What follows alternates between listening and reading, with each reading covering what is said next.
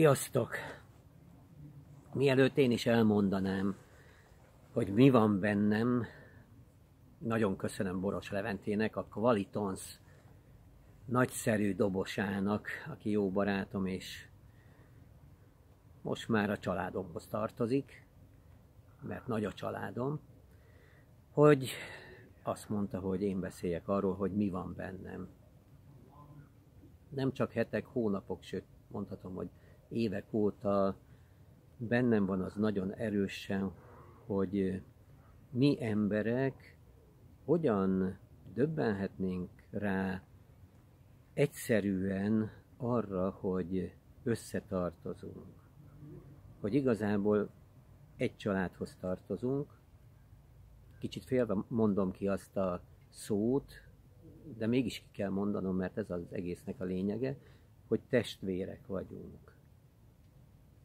Amit mindannyian tudjuk, a marker kutatás bizonyít, van az ős éba, anya elmélet, ami nem csak egy elmélet, hanem tudjuk mindannyian, hogy egyetlen egy közös őstől származunk mindannyian, akik ma emberekként itt élünk a Földön, tehát testvérek, akár hanyadik unokatestvérek vagyunk, de egyetlen egy családhoz tartozunk.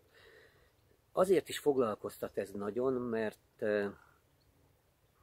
nagyon erős bennem az a gondolat, az a hit, hogy ha így fognánk fel egymást, a közlekedésben, a munkahelyen, az utcában, a szomszédok között, a mindennapi találkozásokban, hogy találkoztam az egyik testvéremmel, beszéltem az egyik testvéremmel, együtt dolgoztam az egyik testvéremmel, akkor kevésbé kellene bennünket szabályozni, törvényekkel, útmutatásokkal, meghatározni pontos paraméterekkel, hogy mi a humanista, testvéries, demokratikus, normális, korrekt hozzáállása a másikhoz.